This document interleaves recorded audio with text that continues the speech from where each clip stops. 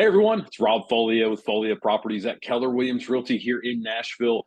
And just wanted to record another video for July here. Last month's video was received really well. And so thank y'all so much for checking it out and appreciate y'all checking out this month's as well. And this year, honestly, has been one of the best years of my professional life. I've enjoyed a lot of great balance and peace and have been finding my stride in my right lane in real estate, which has been phenomenal, and just wanted to continue to share some of that journey with y'all. And this year I've been studying a lot and compiling a lot of information on different subjects that are more about the somebody's life, the person, the human, rather than just the business owner or the salesperson. And in this month, I just wanted to spotlight ways to avoid burnout, specifically 3 ways to avoid burnout in real estate. I think burnout in real estate is just extremely real. I know I've experienced it. I know a lot of friends of mine have experienced it, and I think, and this is just me talking. There's no stat to back this up, and yet I would believe that the reason our industry has such a high turnover rate and such a high, basically, fail out rate is because of burnout. We're in a chaotic industry where there's a lot of competition, a ton of competition, and a lot of people that are involved in a process of selling a home or purchasing a home. And because of all that, again, that can just breed chaos, and that chaos can breed burnout if we're not careful and don't learn how to manage it. And so, again, 3 things to avoid burnout. The first thing is, and this is so appropriate as we go into a holiday weekend and a holiday week here, and that's take your time off, especially around the holidays. It can be it can be tough when you're self-employed and you want to do well for others, and you want to help other people to be disciplined enough to take the time off that you've planned. And yet I want to encourage everyone, take time off when you can, book that time off, block that time off on your calendar, and then take it.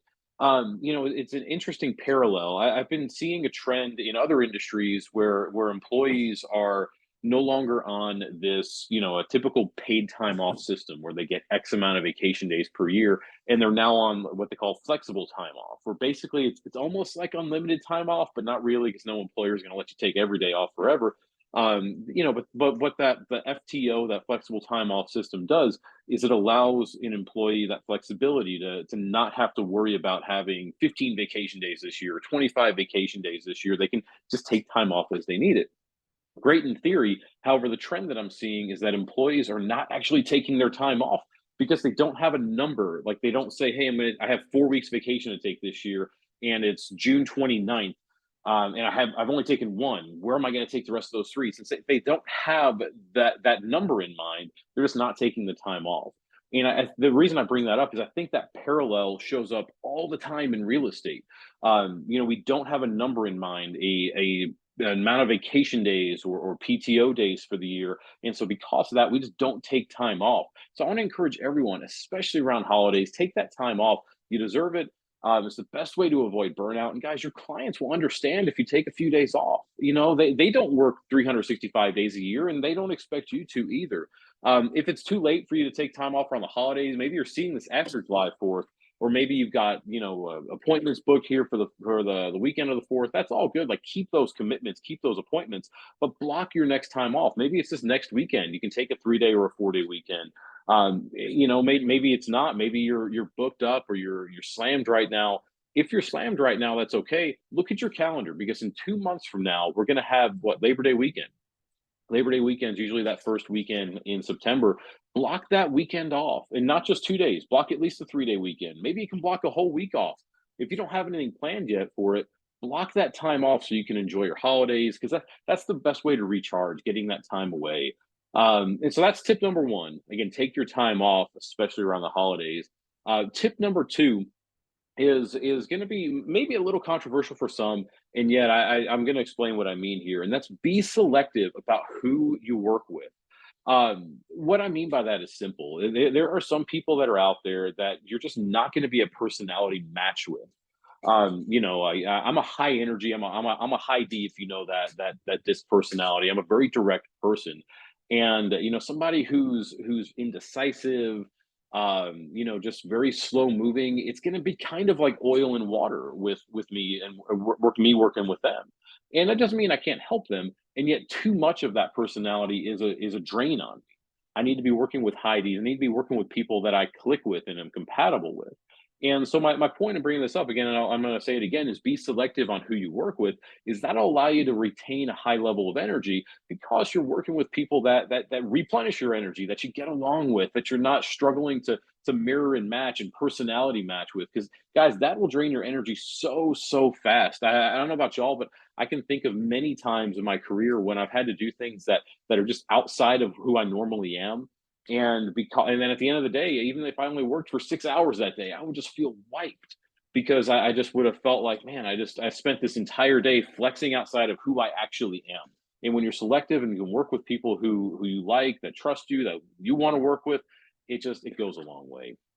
So again, tip number one, take your time off, especially around the holidays. Tip number two, be selective about who you work with.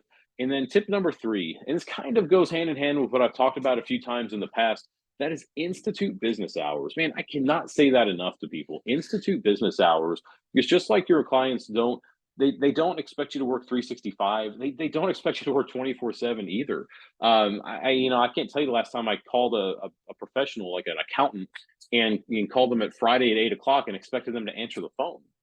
And just to kind of illustrate a point as to what I mean, like I had an agent, a co-op agent, interested in one of my listings, called me this past Friday night, close to 8 o'clock. I think it was around 7:30. He called me and then sent me a text message saying that they were going to write an offer and wanted to talk with me about it. Right? Fantastic. It's 7:30 at night.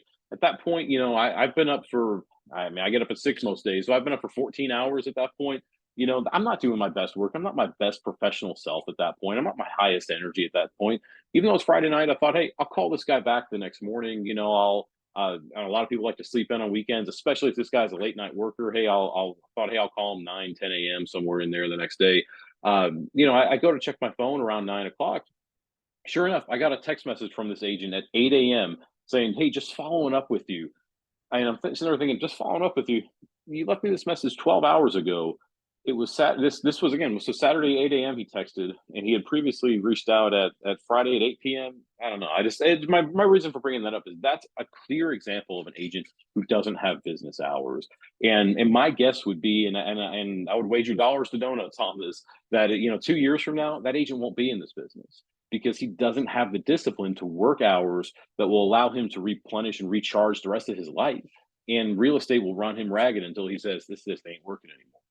And so again, tip number three is institute business hours. So I'm going to run through them one more time with you. I want to encourage everyone to take these to heart and just continue to lean into them. And if there's a tip I missed, please reply to this email and let me know. Again, I'm doing a lot of research on this type of material this year, and would just love to know more if you have any tips that I missed. But tip number one, take that time off, especially around the holidays. You deserve it. You need to do it. And no one expects you to work 365 days a year. Tip two, be selective on who you work with, because if you're selective on who you work with, it'll allow you to keep a high level of energy and not get drained trying to mirror and match people that you just don't get along with. And then tip number three, institute those business hours, because when you do that, it's going to allow you to find more time in your life to do things that'll replenish and recharge you as well. And so I hope and I trust you found this video informative. As always, y'all, I appreciate you checking these videos out and this email out. If you're curious about any of this information, want to have a dialogue, a discussion on it, just hit me up. Just shoot me an email back, hit reply if you're getting this in your email. If you're seeing this on social media, on YouTube, just leave a comment.